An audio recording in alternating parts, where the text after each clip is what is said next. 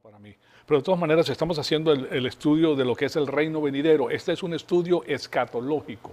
Este estudio escatológico tiene que ver con el hecho de que hay profecías que se van a cumplir en el futuro.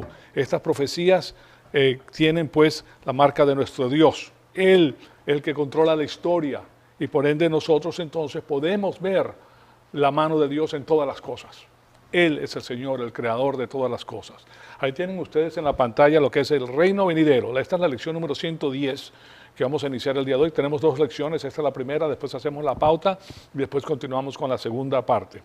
Generalmente les enseño estas diapositivas aquí en la pantalla y se las voy a poner. Aquí tenemos, estos son los logotipos del sistema cósmico de Satanás. Satanás gobierna el mundo y toda su población. Todos los gobernantes de este mundo están ahí por la presencia de Satanás. Claro que Dios controla la historia a través de su procedimiento jurídico. Tiene ciertos parámetros que Satanás no puede transgredir.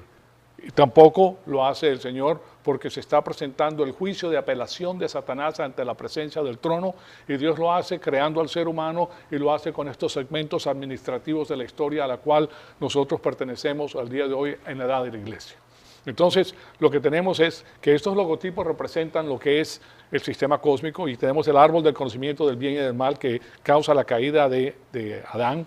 Después tenemos el atentado del hombre de tener un gobierno mundial sin Dios. Ya ustedes tienen la Torre de Babel donde pretende el hombre sin Dios edificar un gobierno mundial. También tenemos la imagen de Nabucodonosor, de su sueño, y aquí tenemos esta imagen que habla de los imperios que han existido y que van a existir en el futuro, que tiene que ver con el hombre gobernando sin Dios. Tenemos el imperio de Babilonia, que es el de Nabucodonosor, la cabeza de oro, tenemos el imperio de Medo-Persa, que es el pecho de plata, y también tenemos el vientre y los músculos de bronce, que es el imperio greco-macedonio, también existió, y también tenemos las piernas de hierro que hablan del imperio romano. El imperio romano que fue fortísimo, se hace por alianzas y finalmente vemos los pies de barro y mezclados con hierro. Y ese es el reino venidero. Antes del reino venidero de nuestro Señor Jesucristo, viene esa etapa de 7 años que se conoce como la 70ª semana de Daniel.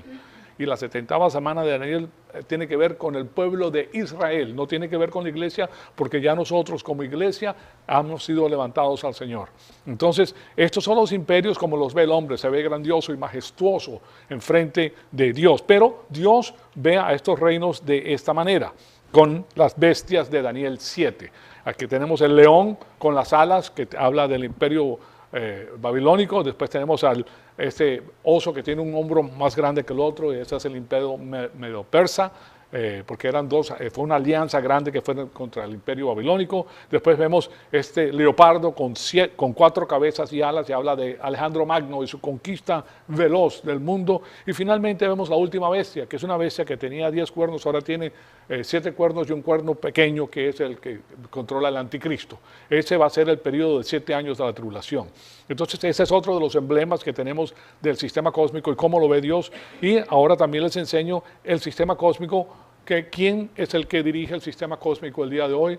Bueno, las Naciones Unidas. Las Naciones Unidas son los que controlan todo esto. Ellos han predicho ya que van a tener 10 gobernantes en el mundo, presidentes rotativos que van a tener segmentos del globo terráqueo para gobernarlo. Y esto que les estoy diciendo lo pueden corroborar porque aquí ustedes ven el edificio del Parlamento de las Naciones Unidas y que fue hecho semejante a lo que hizo este pintor con lo que es la Torre de Babel, y dice que este asunto no ha sido concluido todavía, que se va a concluir. Entonces es algo que nosotros tenemos que tener en mente porque nosotros somos embajadores de Cristo en la faz de la tierra. Nosotros representamos al reino milenario, al reino de Dios, al reino de la luz. Y nosotros llamamos a las personas a la salvación por medio del evangelio de la salvación. Nuestro Señor Jesucristo murió en la cruz para pagar por nuestros pecados, para que nosotros podamos ser rescatados de las tinieblas a su luz admirable.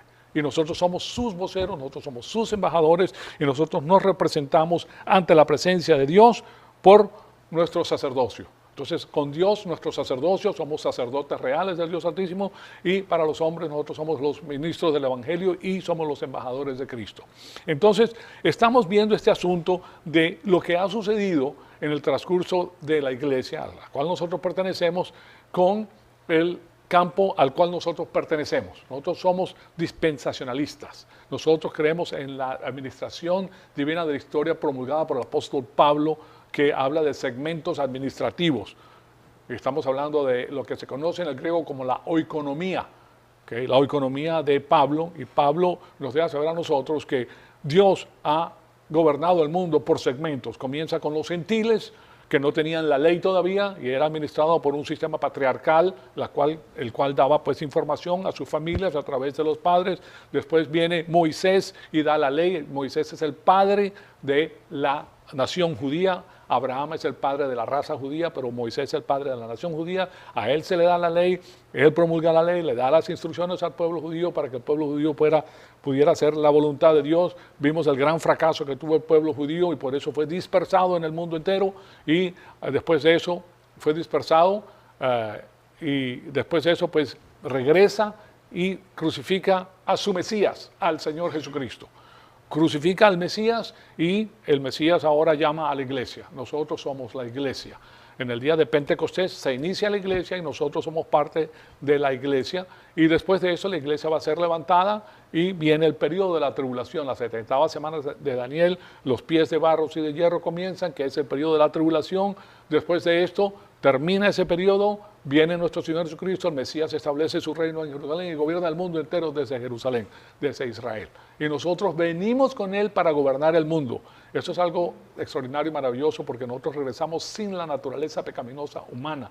O sea, no regresamos con el cuerpo carnal, venimos con un cuerpo glorificado, que no tiene la naturaleza pecaminosa, y por eso se nos conoce en esa época como incorruptibles. No podemos ser comprados o sobornados en nuestra administración de la justicia divina. Eso es algo extraordinario. Les digo esto como trasfondo porque ahora dentro de lo que es el dispensacionalismo ha entrado esta hermenéutica complementaria que dice que el reino de Dios está haciendo que nuestro Señor, el Mesías, nuestro Señor Jesucristo, está sentado a la diestra del Padre en el trono de David, gobernando espiritualmente desde el cielo. Y eso no es así. Y eso es lo que hemos estado viendo. Ahora, esta manera de pensar ya está en las grandes iglesias. Pero recuérdense que Dios tiene sus iglesias que están separadas de lo que es lo que yo le llamo las franquicias espirituales, donde hay una central que controla todas las franquicias, como McDonald's, que tiene su sede en Illinois, y de Illinois ellos dictan todo lo que va a pasar en todos los McDonald's del mundo entero. Todo tiene que ser de la misma forma, simplificado, y se tiene que llevar a cabo la misma política para todo el mundo. Eso no es lo que Dios propuso.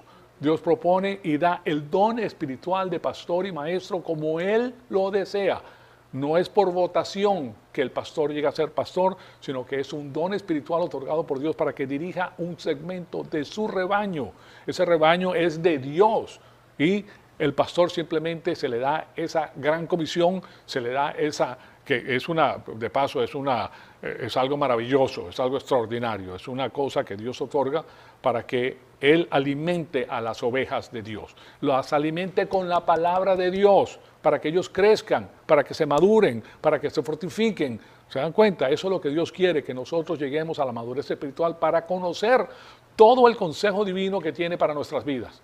Nosotros somos embajadores de Cristo, tenemos que conocer la política divina de Dios para saber qué hacemos en la faz de la tierra. Entonces, nosotros vamos a ser utilizados grandemente por el Señor a medida que crecemos espiritualmente. Y ustedes se pueden dar cuenta que esto no es una religión. Aquí no hay religión en la cristiandad. La religión viene de afuera, es inyectada, como habla nuestro Señor Jesucristo en el capítulo 13 de Mateo, que es la levadura que leuda toda la masa.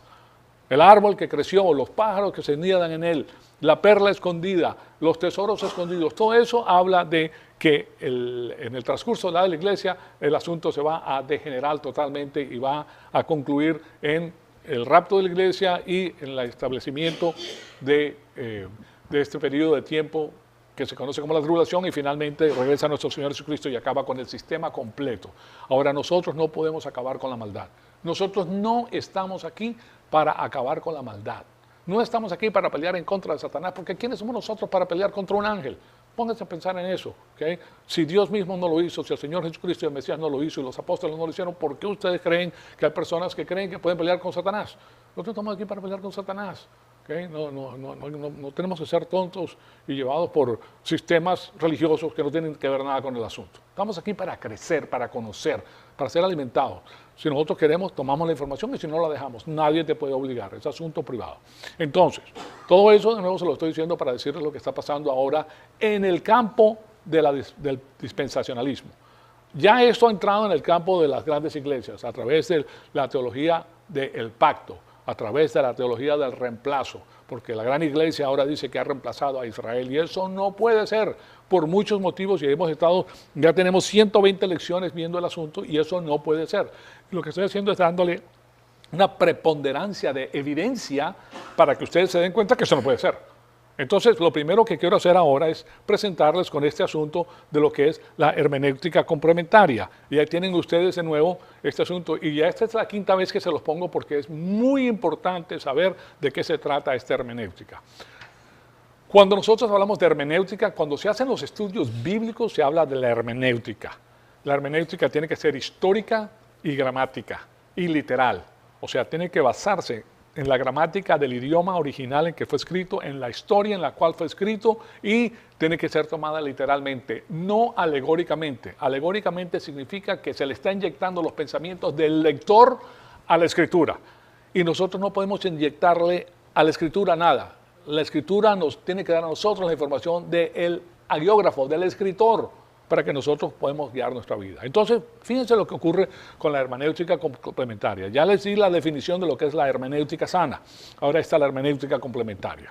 La hermenéutica complementaria deja abierta la revelación bíblica acerca de los eventos del porvenir, permitiendo de esa manera que se le agreguen significados sutiles a ciertos versículos del Nuevo Testamento que no concuerdan con la revelación otorgada en el Antiguo Testamento y que conducen a la alegorización de la evidencia presentada en muchos de los capítulos escatológicos de la Biblia.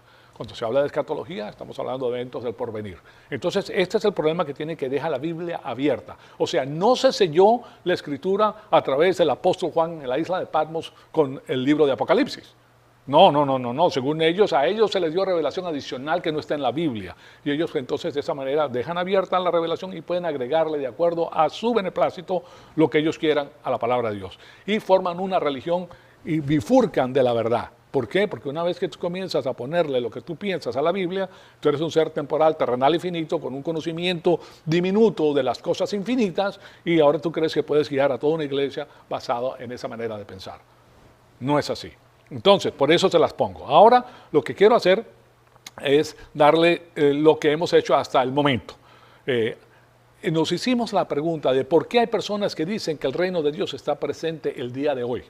Esa es la pregunta que nos hemos estado haciendo y lo que quiero hacer es pasar revista por lo que hemos visto hasta el momento. No todo, sino lo que vimos la semana pasada para traerles a la mente esto.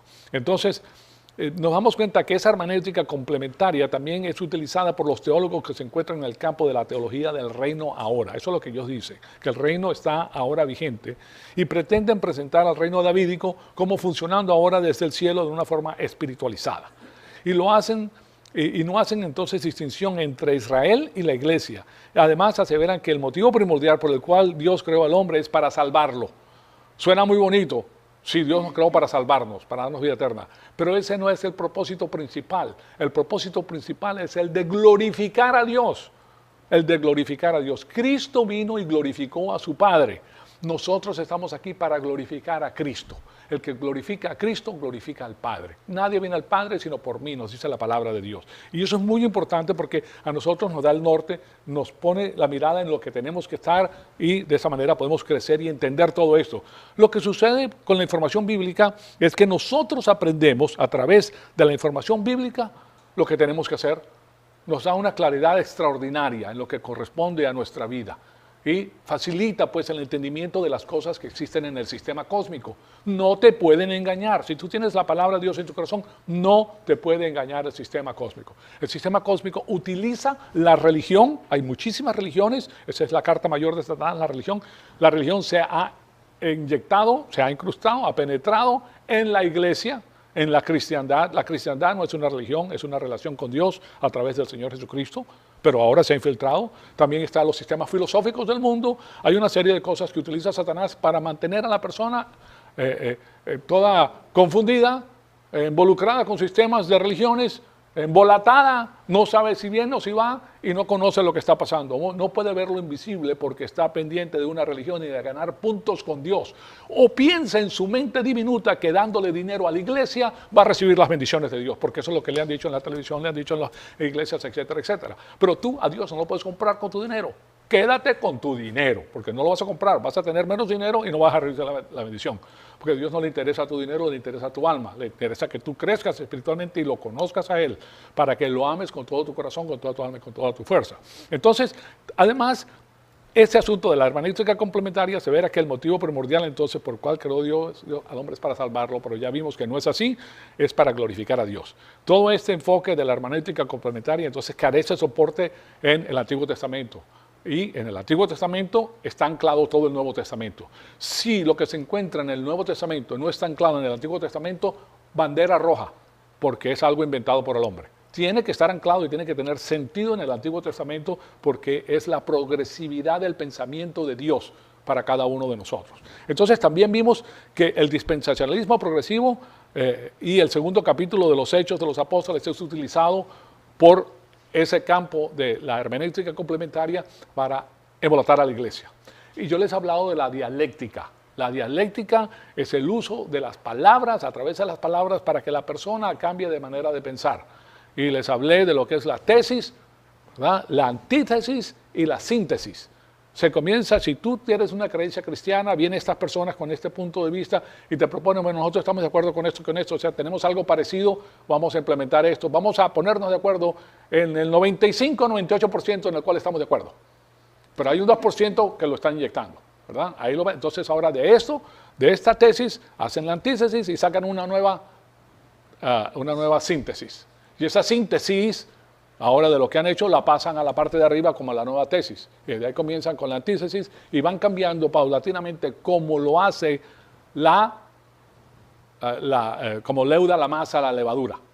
Muy lentamente te va cambiando toda la masa. Y entonces cambia la iglesia. Y ese es el problema que tiene este sistema.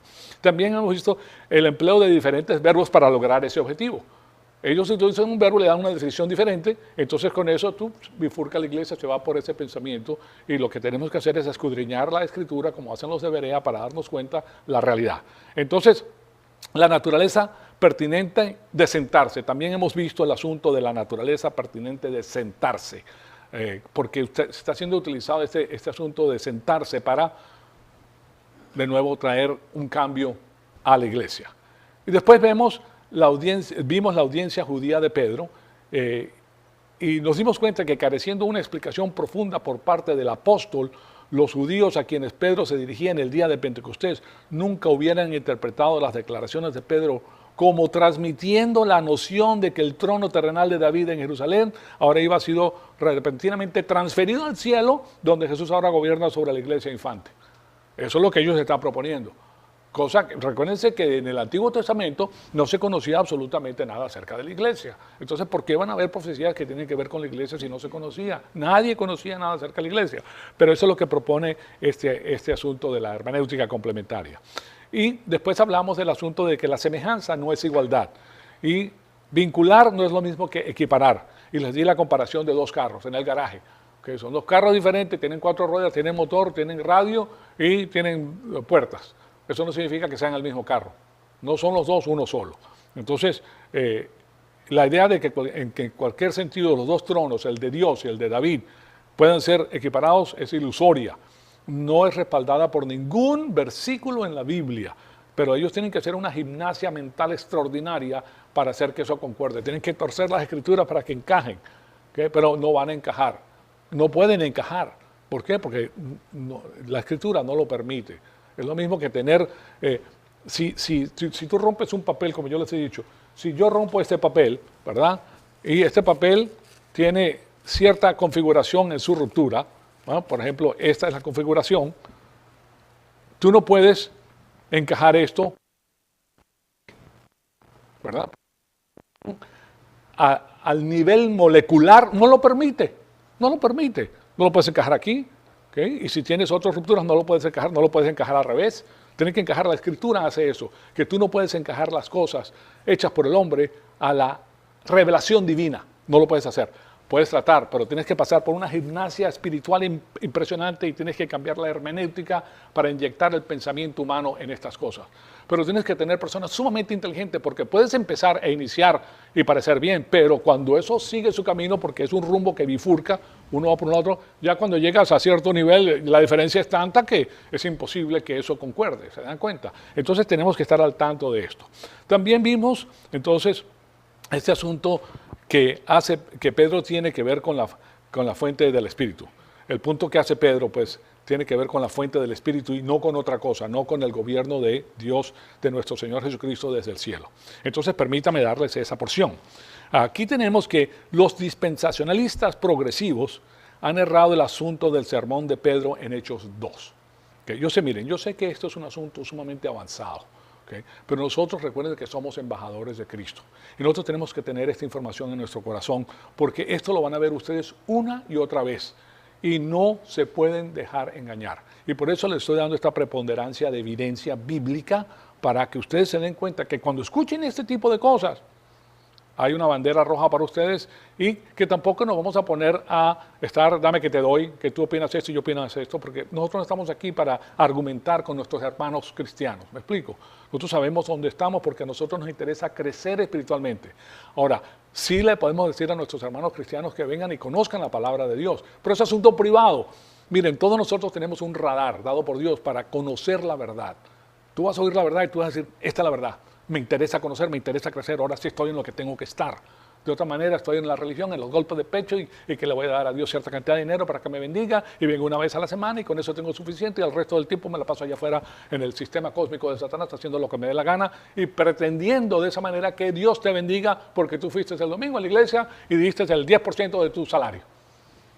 O sea, te compraste a Dios y ya tienes esto perfectamente bien diseñado. Y eso no es así, eso no va a suceder. Entonces, lo que tenemos que hacer es conocerlo. Recuérdense que Dios no ve la experiencia externa de la persona, sino el corazón, la parte pensante del alma. Eso es lo que ve Dios. Entonces, el asunto del sermón de Pedro, que lo vamos a ver con todos sus detalles ahora porque este es el próximo incremento, no es el de enseñar un cumplimiento del pacto davídico. Recuérdense que Dios es un Dios de pactos. Él ha hecho pactos con Israel, tiene pacto con la iglesia en este momento, pero tiene pactos con Israel. Es un Dios de pactos. Es el único Dios en la historia que hace pactos con el hombre. O sea, hace las cosas por escrito y tiene una historicidad. O sea, todo es histórico. Nuestra fe es histórica. Está basada en eventos históricos, no en confabulaciones de la mente humana, como son las religiones. Que no, ellos no pueden mantener lo que ellos dicen históricamente. O sea que es una invención que sale de la mente del individuo. Pero no es así con la cristiandad. El asunto entonces del sermón de Pedro no es el de enseñar un cumplimiento del pacto davídico, en parte o total. En vez de eso, es como el asunto principal del mensaje de Pedro, es el del dejar por escrito el cumplimiento de la promesa de la venida del Espíritu Santo. Eso es todo lo que está haciendo. ¿Okay? Pero fíjense cómo hacen ellos la tergiversación. Primero que todo, de nuevo, permítame llevarlos aquí a la pantalla para ponerles el próximo versículo. Le voy a dar unos cuantos versículos para que ustedes vean la proposición. Juan 14, 16. Y yo rogaré al Padre, y Él les dará otro consolador para que esté con ustedes para siempre. Este es el Señor Jesucristo hablando que va a mandar al Espíritu Santo para que nosotros podamos tener al Espíritu Santo para poder entender toda la vida cristiana. La vida cristiana es sobrenatural. La vida cristiana es espiritual. Fíjense en esto. Nosotros antes teníamos alma y cuerpo. ¿Okay? No habíamos nacido espiritualmente. En el momento de creer en el Señor Jesucristo, nacimos espiritualmente. Eso nos da a nosotros el equipo con el cual nosotros podemos entender las cosas espirituales. Antes no las podíamos entender. Eran locuras para nosotros, eran tonterías para nosotros, pero ahora con el Espíritu las podemos discernir, las podemos entender porque toda la información que se encuentra en la Biblia para el cristiano y que lo edifica es espiritual. Entró en la Biblia por el Espíritu Santo, hombres inspirados por el Espíritu Santo, y ellos escribieron todo el consejo divino y sale por medio del Espíritu Santo. ¿Sí? A personas que están llenas del Espíritu Santo, lo cual hicimos nosotros antes de iniciar nuestro estudio, ¿verdad? Que confesamos nuestros pecados para estar llenos del Espíritu Santo, para poder entender la porción espiritual, y es hecha por palabras espirituales, por métodos espirituales. O sea que todo es espiritual y la vida espiritual se lleva a cabo con la plenitud del Espíritu Santo. En el momento que estés en la carne, te saliste del plan de Dios. Y la palabra de Dios te dice, el que está en la carne no puede agradar a Dios. Y por otro lado te dice, Dios es espíritu y el que lo adora debe adorarlo en espíritu y en verdad. Entonces el hombre espiritual tiene que estar activado y es activado a través de la confesión de sus pecados y de esa manera puede entender la parte espiritual. Y crece y se fortifica. Entonces tenemos que tener eso en mente. Y el Espíritu Santo es el que hace esto. El Espíritu Santo es el medio, es el energético, la energía que nos permite entender las cosas de Dios. Y yo les hice la comparación del teléfono. Aquella persona que ha creído en el Señor Jesucristo tiene teléfono. El que no ha creído no tiene teléfono. El teléfono en estos momentos está activado, ustedes lo pueden ver.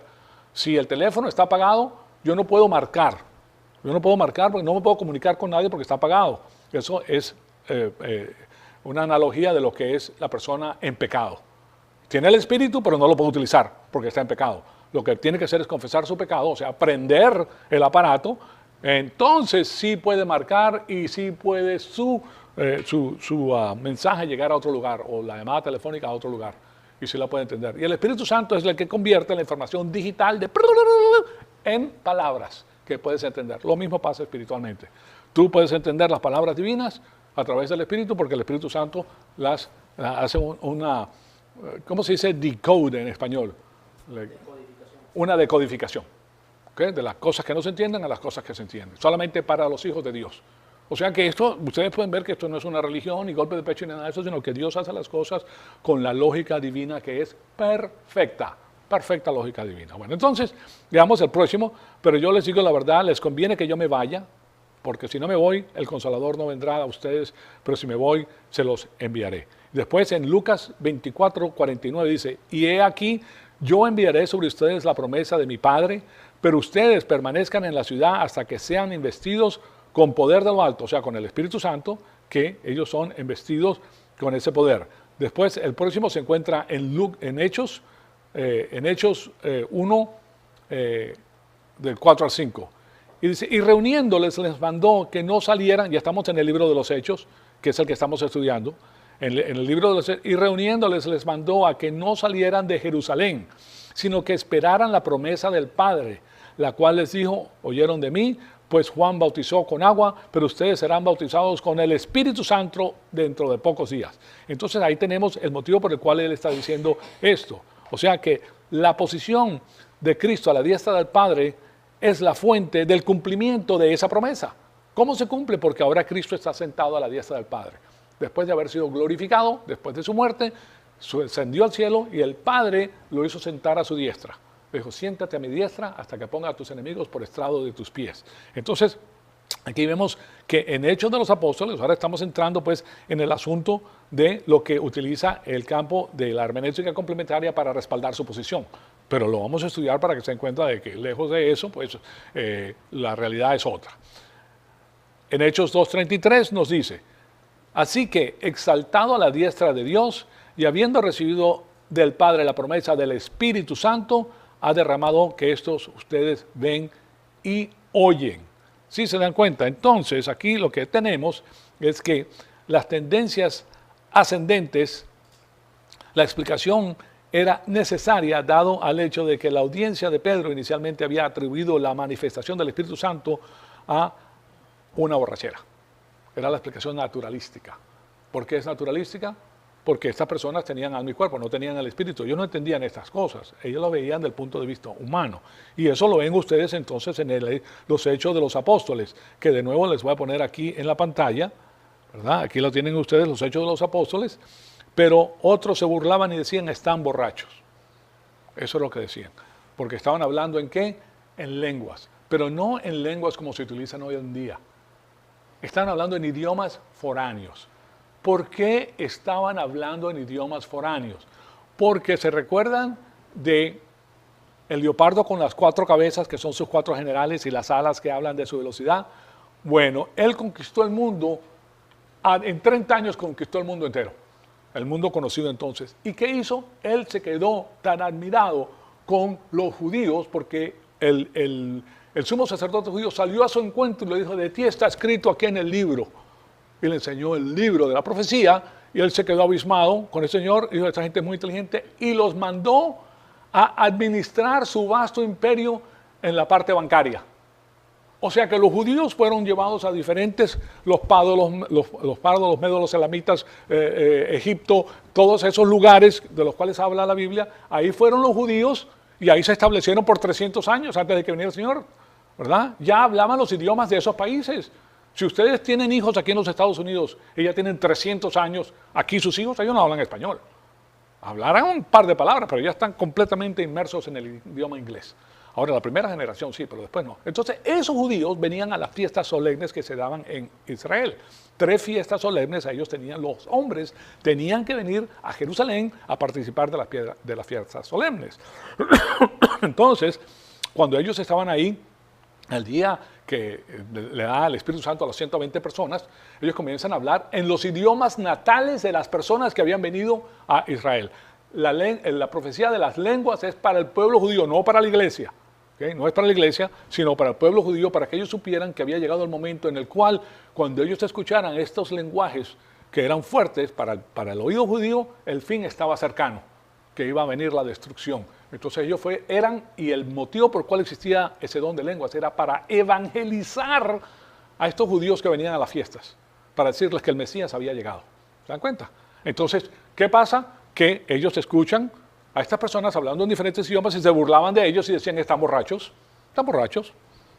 porque imagínate, ellos hablan un idioma completamente diferente, ellos no saben lo que están hablando, están balbuceando, pero no, estaban hablando en los idiomas natales de las personas que venían a las fiestas solemnes, que eran los judíos varones que tenían que venir a ese lugar. Entonces, claro está que eso es muy importante, que nosotros entendamos cómo era, porque muchas personas en la iglesia no saben eso, quiero que lo sepan, no tienen ni idea. Ellos piensan que el don de lenguas es algo en las iglesias estas que son muy emocionales, que viene el Espíritu Santo, que tengo el Espíritu. Eso es una babosada, señores y señores. No se pongan a creer eso.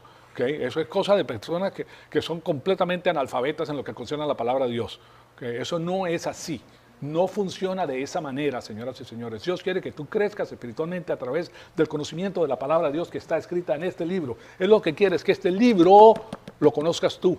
Lo conozca, porque aquí están las instrucciones. Ese es el manual de operación de la familia real de Dios. Nosotros somos la aristocracia espiritual que tiene por escrito todas las normas y los principios de Dios que tienen que venir a nuestro corazón para que nosotros andemos de acuerdo a la palabra de Dios. Entonces, de nuevo, como ustedes pueden ver, esto no es una religión, para nada. Religión, para nada. Aquí lo que tenemos nosotros es información fidedigna de la palabra de Dios, que es el creador de todas las cosas, del cielo, de la tierra. Él es el que diseña la realidad. Y si nosotros no tenemos la realidad divina, tenemos nuestra propia realidad. Y nuestra realidad en ese caso es una realidad virtual. Y si tú vives tu vida por medio de la realidad virtual, vas a cometer error tras error, tras error, tras error, y vas a hacer tu vida un desastre. Vas a estar en el campo de Satanás y vas a terminar en la autodestrucción. Porque la política de Satanás es robar, matar y destruir. Entonces tú has escogido eso, aleluya, como dicen, sigue en ese camino. ¿Okay? Sigue porque tú perteneces a la ciudad de Mensópolis. Porque eres un menso siguiendo las cosas de Satanás. Cuando escuchas la palabra de Dios, en vez de seguir al Todopoderoso, que es el que tiene la información, sigues al mundo. Entonces no te quejes después de lo que te pasa y que eres muy religioso, etcétera, etcétera, porque eso no tiene que ver nada con el asunto. Ni vas a ganar puntos con Dios. No importa qué tipo de obra salgas, no vas a ganar puntos con Dios. ¿Me explico? La obra que tú haces es cortesía del Espíritu Santo y la bendición es que Dios te está utilizando a ti, mosquito insignificante, para hacer la labor del Rey de Reyes y Señores de Señores, del Creador del universo. Eso es, o sea, se está ascendiendo a los lugares excelsos, porque estamos hablando de cosas maravillosas que Dios ha hecho por nosotros.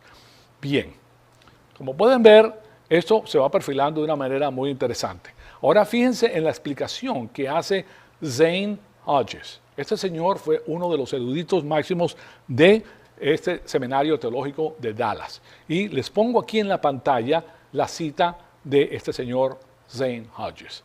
Porque este asunto ha venido perfilándose desde hace algún tiempo.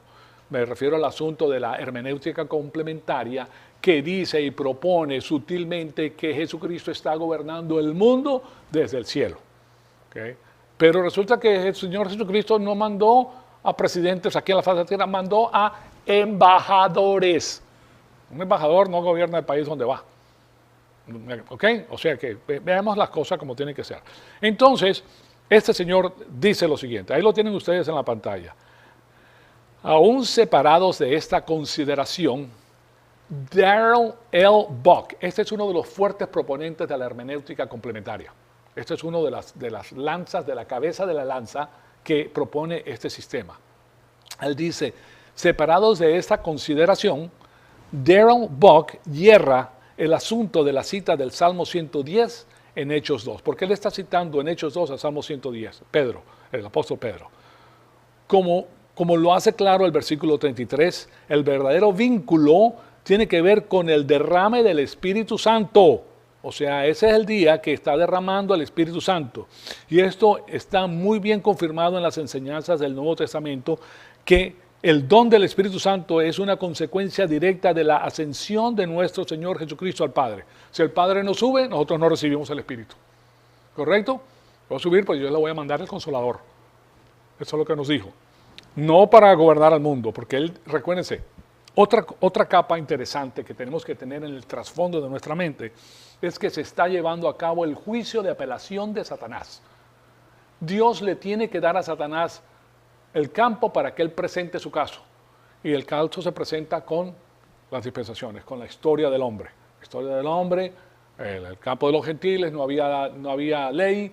Después viene el campo de los judíos, donde había la ley. Después viene los 33 años de nuestro Señor Jesucristo, que es la piedra angular que vincula a Israel con la iglesia. Después es rechazado. Entonces inicia la iglesia el día de Pentecostés. En el día de Pentecostés nosotros llegamos a ser parte entonces de la iglesia. Y ya la iglesia lleva más de 2000 años. Va a llegar un momento en que la iglesia sea arrebatada. Y vienen los 7 años de la tribulación, que pertenece a la respuesta de la fiscalía a el juez de la defensa, que el abogado defensor de su propio caso, que es Satanás. Él va a presentar su caso en su desesperación, hace la tribulación, y después de eso viene el reino milenario, donde el Señor Jesucristo establece su reino para demostrarle a Satanás que aún con un medio ambiente perfecto el hombre se va a ir del camino, porque es un asunto volitivo. Nosotros escogemos a quién vamos a servir, y eso es el asunto que estamos viendo aquí. Entonces, esto está muy bien declarado. Entonces, de acuerdo con el Evangelio de Juan, el Señor informó a los discípulos en Juan 16:7, pero yo les digo la verdad, les conviene que yo me vaya, dice el Señor Jesucristo, porque si no me voy, el Consolador, que es el Espíritu Santo, no vendrá a ustedes, pero si me voy, se los enviaré. ¿Correcto? Eso es lo que está diciendo Pedro. Y claro está, eso lo estamos viendo pues al apóstol Juan hablando de este asunto, y estamos vinculando esto para que ustedes se den cuenta. Después en Juan 14:16 dice, y yo rogaré al Padre, y el Padre les hará otro Consolador para que esté con ustedes para siempre. Nosotros tenemos el Espíritu Santo, no lo podemos perder, es un asunto que permanece para siempre. Entonces, después de esto, tenemos en la próxima diapositiva que el regreso, ahí lo pueden ver ustedes, el regreso de nuestro Señor al Padre y su intercesión son necesarias para el derrame del Espíritu Santo. Así que en Lucas y en los Hechos, al don del Espíritu Santo se le reconoce como la promesa del Padre. La promesa del Padre para nosotros, por la cual los discípulos tienen que esperar hasta después de la ascensión de Jesús al cielo. O sea, Jesucristo tenía que morir, él sabía que iba a ser rechazado. Y en el rechazo ya el plan estaba hecho en la eternidad pasada. El plan tenía que ver con el hecho de que ahora iba a llamar a su segundo rebaño. Primer rebaño Israel, segundo rebaño la iglesia. Va a llamar a su segundo rebaño y les está diciendo ahora, aquí les envío primero, ¿quiénes son los hombres que están dando la información para la iglesia? Los judíos. ¿Cuáles judíos? Los 12 discípulos, con excepción quizá de uno. Ellos son los que están dando el evangelio, viene porque la información viene a través del judío. El judío es bendición para el gentil, por eso dice eso la palabra de Dios. Entonces en Lucas 24:49 dice, y he aquí, yo enviaré sobre ustedes la promesa de mi Padre, pero ustedes permanezcan en la ciudad hasta que sean investidos con el poder de lo alto, ¿okay? Con el Espíritu Santo. Y en Hechos de los Apóstoles dice, y reuniéndoles, les mandó a que no salieran de Jerusalén, sino que esperaran la promesa del Padre, la cual les dijo, oyeron de mí. ¿Sí se dan cuenta de esto? Entonces, aquí vemos que Darabok, que es la persona que tiene que ver pues con este dispensacionalismo progresivo, que es el que inyecta estas nociones pues dentro de la iglesia, le llama al Salmo 110 un texto prueba de la resurrección. Fíjense ustedes cómo él perfila las cosas. Sin embargo, no es una declaración explícita de la resurrección, debido a que la resurrección no es mencionada específicamente en el Salmo. No es mencionada. ¿Por qué no es mencionada, señoras y señores? Les voy a decir el por qué. El judío no sabía que iba a rechazar al Mesías. La oferta tenía que ser genuina. ¿Okay? Si él le dice, ustedes van a rechazar al Mesías en tal y tal fecha, después que venga el Mesías, ustedes lo van a rechazar. No, tenía que ser genuina para que ellos lo aceptaran al Mesías. Pero él sabía que no lo iban a aceptar, él sabía lo que iba a suceder posteriormente. Pero él no podía decírselo en estas épocas, porque si no, ya les hubiera dado la respuesta de lo que iba a pasar.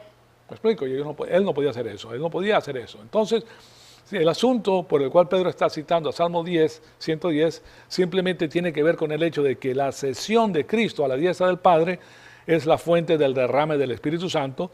Por medio de su intercesión, él ha asegurado lo que Dios Padre había prometido, y eso es precisamente lo que Hechos 33 declara. Y ahí lo tienen ustedes. Se los pongo también en la pantalla. Hechos 2:33. Así que, exaltado a la diestra de Dios y habiendo recibido del Padre la promesa del Espíritu Santo, ha derramado esto que ustedes ven y oyen. ¿Qué están viendo ellos y están oyendo? Esta serie de hombres en la plaza pública de Israel, en Jerusalén, hablando en otros idiomas, porque están evangelizando a todos estos hombres que vienen de Medos, de Persa, de los elamitas, todas estas personas vienen de Roma, vienen de Egipto, les están hablando en sus idiomas natales. Ahora, estas personas que estaban hablando en esos idiomas natales de las personas que venían a visitar, eran de Jerusalén. Muchos de ellos quizás eran del norte, eran norteños, vamos a decirlo de esa manera, ¿okay? Y tenían el acento de norteños, y los capitalinos sabían que esta gente no sabía leer ni escribir. ¿Cómo van a hablar otro idioma tan perfectamente bien? Entonces están borrachos. ¿Sí se dan cuenta? Pero lo que estaban haciendo era evangelizando a estos jóvenes, a estas personas que venían, los hombres que venían a estas fiestas solemnes con su idioma natal. Pero ellos pues están borrachos. Yo no sé qué están haciendo, porque estaban oyendo diferentes idiomas a la misma vez, como ir al aeropuerto internacional, y ustedes van a ir ahí japonés, chino, van a ir ruso, van a ir de todos los idiomas, ahí oye todos los idiomas, ¿verdad? Eso era lo que estaba pasando, señoras y señores. Entonces, es muy importante reconocer esto para que nosotros estemos en el lado que debemos estar. Tenemos que reconocer todas estas cosas. Ahora, veamos algo que es muy interesante, y me refiero a la contribución distintiva de cada salmo. Pero se nos acabó el tiempo para este segmento. Vamos a tomar 5 o 10 minutitos nada más y regresamos con esta segunda clase, porque tiene una cantidad de información. Yo les digo que tenía una cantidad de información extraordinaria en este asunto, y lo que queremos hacer pues es verla detalladamente. Recuérdense, yo sé que es mucha la información que les estoy dando, pero ustedes ya han llegado a cierto nivel de madurez espiritual que pueden con ella. El Espíritu Santo se encarga de que nosotros las entendamos. Lo que necesita Dios es la alianza del corazón, que ustedes estén dispuestos a escucharla y a aprenderla. El resto lo hace el Espíritu Santo. ¿Okay? O sea que ustedes van a conocer todas estas cosas y van a estar preparados en lo que concierne pues a ese ministerio que Dios nos ha dado como embajadores de Cristo. Tenemos que estar preparados para saber lo que está pasando aquí en el sistema cósmico de Satanás, y qué es la información que nosotros tenemos y cómo nosotros mismos no nos dejamos engañar. Dios mismo dijo, tengo un grupo de 7,000 personas que no han doblado la rodilla a Baal. ¿Okay? Baal era el sistema pagano de la época. Hoy tenemos el sistema, miren, todo lo que no es cristiandad es paganismo, todo. El paganismo se expresa en diferentes religiones y diferentes filosofías y diferentes maneras, ¿okay? Pensamientos, pero es paganismo. Paganismo es el hombre sin Dios, tratando de hacer las cosas sin Dios y edificándose sin Dios y pensando que es una gran maravilla sin Dios. Los políticos, todos, casi todos pertenecen al sistema del paganismo y obedecen al sistema mundial. Eso es lo que ellos pretenden hacer en el futuro, porque están orquestados por Satanás. Bueno, de todas maneras, aquí terminamos. En la próxima clase vamos a ver la contribución distintiva de cada salmo que utiliza el apóstol Pedro para describir lo que Él está haciendo en el capítulo 2 del libro de los Hechos. Amado Padre, te damos las gracias por este privilegio extraordinario que nos has dado, escuchar tu palabra. Te pedimos que el Espíritu Santo nos siga retando, Señor amado, para seguir creciendo, para seguir conociendo tu poderosa política en la faz de la tierra y cómo la implementas a través del Espíritu Santo en nosotros. Y nosotros, aprendiendo tu palabra de Dios, podemos ver las cosas nítidamente para ser la vanguardia de tu palabra y para poder predicar ese evangelio de la salvación nítidamente a todas las personas, porque esa es nuestra gran comisión. Te pedimos entonces que el Espíritu Santo nos rete con todas estas cosas que hemos estudiado y que todas estas cosas en nosotros sean para la gloria y la honra de tu Hijo amado, nuestro Señor Jesucristo. En su nombre te lo pedimos. Amén.